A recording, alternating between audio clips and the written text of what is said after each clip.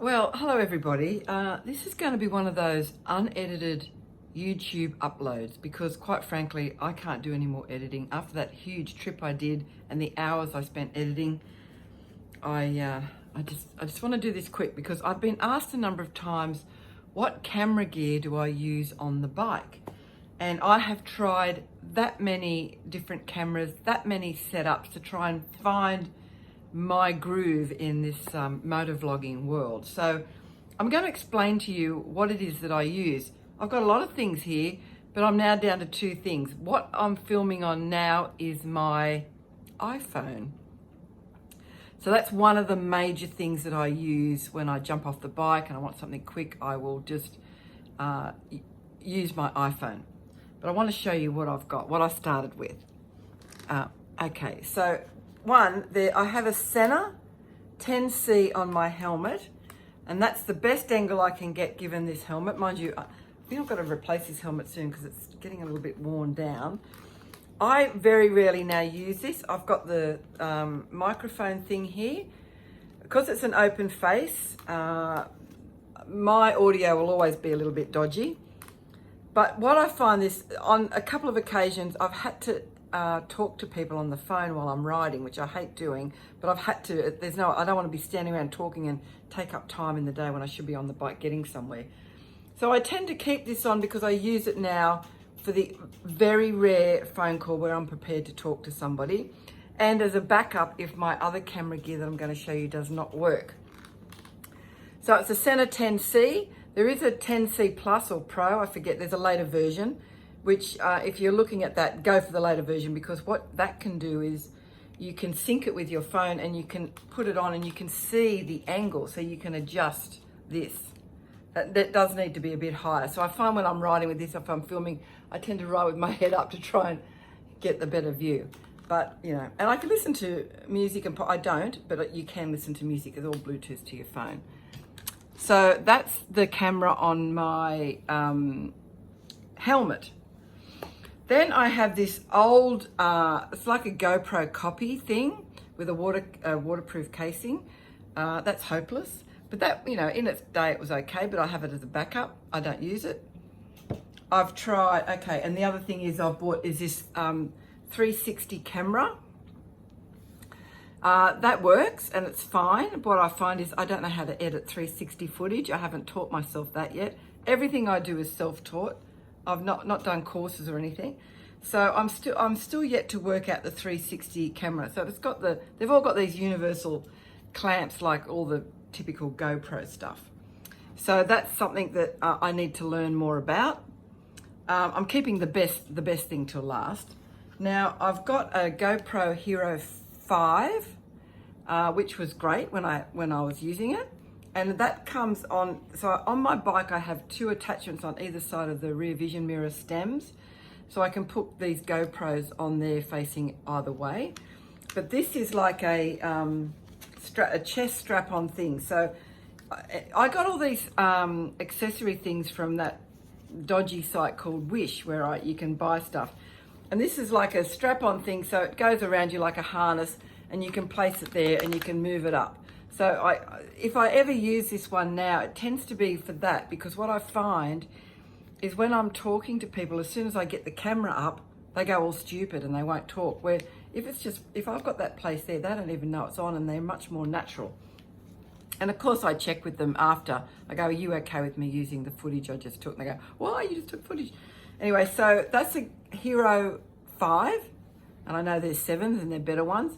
And it's been okay. It's been okay. In fact, that was my main one until I found the one that I mainly use. But I've got all these sort of typical extension things. I've got one there that you put around your wrist, and you can. It's got the attachments on it like that, so you can walk around like that. I have used that on occasion, but again, now I'm down to this other thing. I don't use all these things. Then I've got this other one, which is just a wrist strap that I can strap on anywhere. And I have got another body one where it sits on my shoulder. I don't know what I've done with that. But anyway, similar sort of concept to this one with all the straps and everything.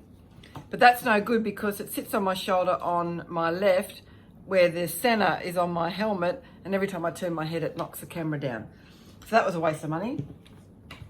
I've got all these sort of special GoPro attachments, you know, like selfie sticks or what have you. I don't use those anymore.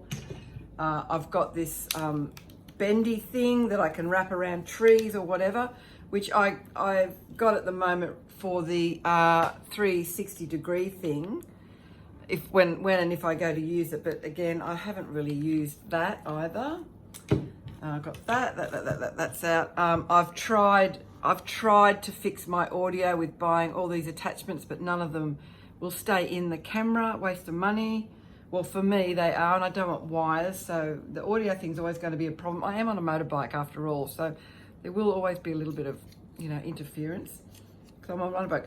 I bought this special case to cope with, to put in these plug-in audio things, but I got the wrong one. I got a Hero 4. So anyone want that? You can have it. I'll send it to you. Okay, and then I've tried these things, socks and everything, to, you know, these noise reducing things. But again, I'm on a motorbike riding along. I don't want shit attached to me. I don't want the earbuds in my ear. You know, I've got the mic on the helmet for the center, but that's it. You know, I also carry with me a whole load of little micro USBs as backup, and a spare camera, a spare battery, I should say, for my GoPro Hero 5. So here's what I mainly use now. So most of the footage that you're watching is with this. This is an Osmo Action, and it is by far superior to the GoPros. It still uses all the universal clamps at GoPro, so that's all easy. But I find this really good. It's really easy on-off switch when I'm riding. But here's the bit that's fantastic. Now, you can see it's all taped up because on the last trip, with all my moving around, I actually cracked it, and I've just ordered another one. And they're only like $20 from that Wish site. You just type in GoPro Jaws clamp, I think it's called. And it's great, it's flexible.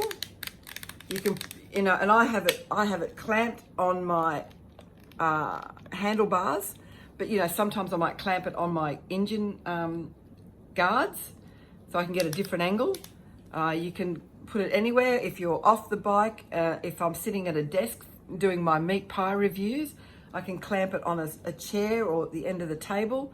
So this thing here has been the best investment I have ever bought. $20. And as I said, I've just ordered another one because I have cracked it, so I've had to gaffer it down. But you know, it goes around, you can spin it around. It's a bit crackly, but a WD-40 might fix that. But that sits on my handlebar on the left side, and I can spin it like that, and I talk to it as I'm riding. I've got my windshield there, which stops the wind noise. And then if I see something interesting, I can just easily turn it around like that with my right hand. And I can turn it on and off, really easy. So if I can recommend anything for people, it's this device. It's honestly, God, so all I use now is this stick with the Osmo Action, and I can put the GoPro on there if I want to, but you know, this is what I take it off the bike, I walk around, it's the best. And my camera, which is what I'm filming on now, just an iPhone camera. So then when I get in after the end of the night, I just take the SD card out of this, I upload all my imagery to a file, and then I airdrop all my stuff from the phone into one big file. And then the process that I use for editing is I go through all the footage and I label them 01, what it is, 02, so at least they're all in a bit of an order. And I edit on Final Cut Pro, which is the only reason I use a Mac, is because I've got that program.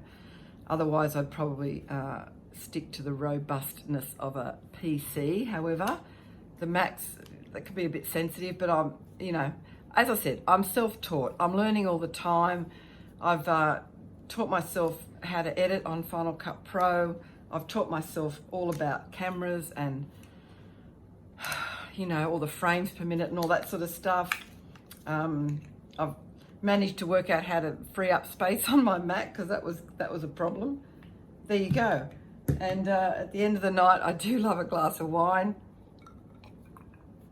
to relax. So I spend about, you know, to get 15 minutes of YouTube footage, it takes me about 4 hours of editing. So it's a lot of work. I'm thinking about the whole YouTube channel thing. You know, thank you to my 800 plus subscribers. I do need to get to that magic 1,000 before YouTube recognize me as a content creator, I think.